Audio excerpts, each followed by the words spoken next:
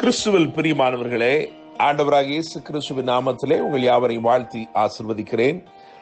இந்த நாளுக்கென்று தேவன் நமக்கு அருளி இருக்கும் ஜீவ வார்த்தை 1 சாமுவேல் 14 அதிகாரம் 6 வசனத்தின் ஒரு பகுதியாய் இருக்கிறது. கர்த்தர் நமக்காக ஒரு காரியம் செய்வார், அநேகம் பேரை கொண்டாகிலும் கொஞ்ச பேரை கொண்டாகிலும் ரட்சிக்க கர்த்தருக்கு தடையில்லை என்றான். யோனத்தான் தன் ஆயுததாரியாகிய வாலிபனிடத்தில் கூறும் விசுவாச வார்த்தைகளில் இருந்து கர்த்தர் நமக்கு இன்று வாக்கு அருளியிருக்கிறார்.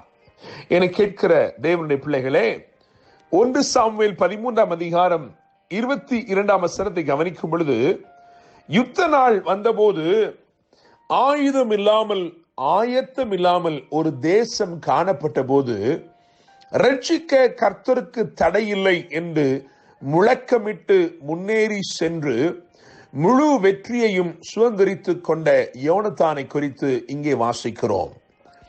கைகளாலும் கால்களாலும் தவழ்ந்து ஏறினான் என்று 1 சாமுவேல் 14 அதிகாரம் 13 வசனத்தில் எழுதியிருக்கிறது.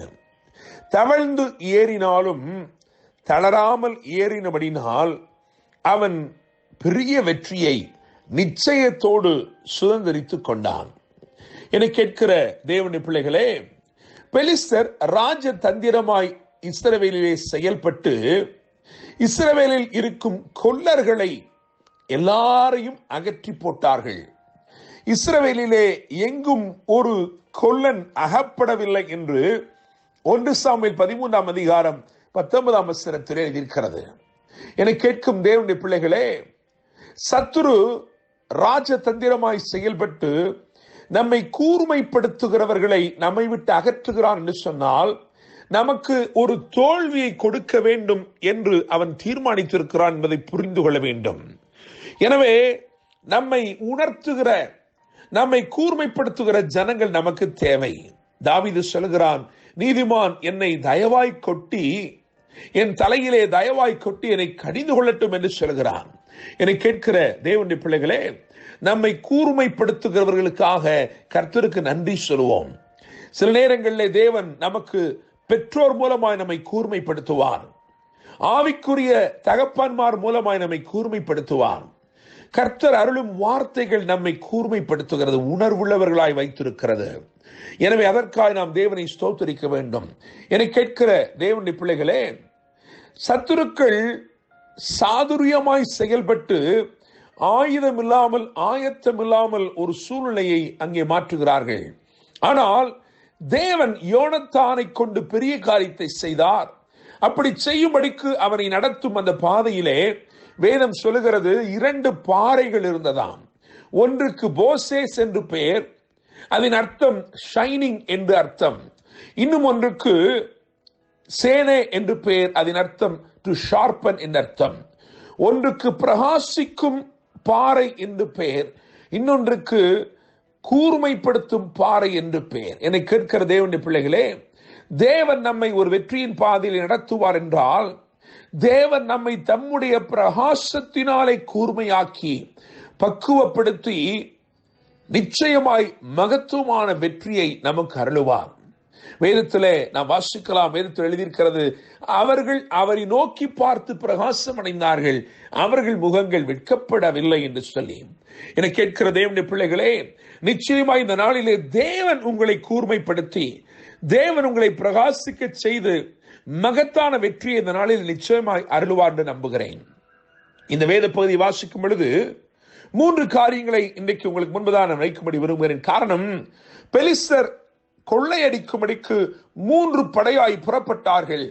அவர்கள் கொள்ளையடித்த எல்லாவற்றையும் நிச்சயமாய் இந்த யோனத்தானை கொண்டு தேவன் திருப்பிக் கொள்ள செய்தார். அதே போல என்ன கொள்ளையடிக்கப்பட்டவைகள் என்று நாம் இன்னைக்கு தியானிக்க போகிறோம்.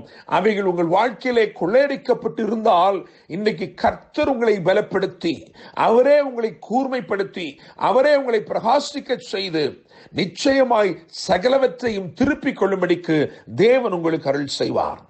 முதலாவதாக கொள்ளையடிக்கப்பட்ட முதலாவது அந்த கூட்டம், அந்த கொள்ளை கூட்டம் எவ்விதத்திலே சென்றது, அது என்னத்தை கொள்ளையடித்தது என்பதை ஆவிக்குரிய நிலையிலே உங்களுக்கு விளக்கும்படி விரும்புகிறேன்.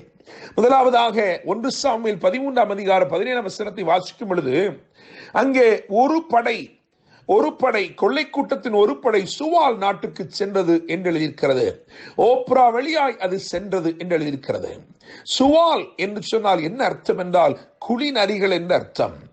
உன்னத பாட்டு 2ஆம் அதிகாரம் 15ஆம் வசனத்தை வாசிக்கும் பொழுது, திராட்சை தோட்டங்களை கெடுத்து போடுகிற சுவால், கெடுத்து போடுகிற குழி நரிகள்.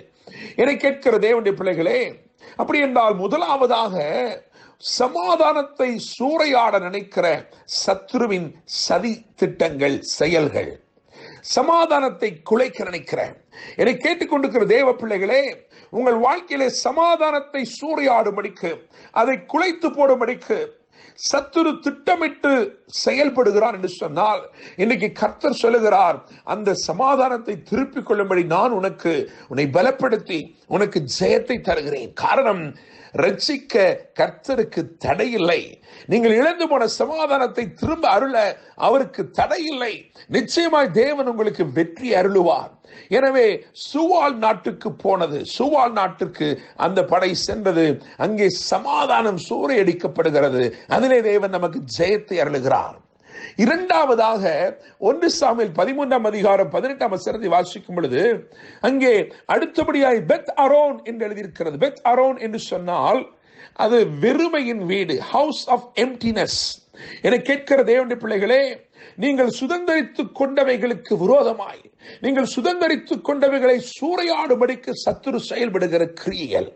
முதலாவது நான் சொன்ன பொழுது, it was against your peace. இரண்டாவதாக நான் சொல்லுகிறேன், it is against your possession. நீங்கள் எவைகளை சுதந்திரித்து வைத்திருக்கிறீர்களோ அவைகளுக்கு விரோதமான சதிகள், அவைகளுக்கு விரோதமான சத்துருவின் கிரியைகள்.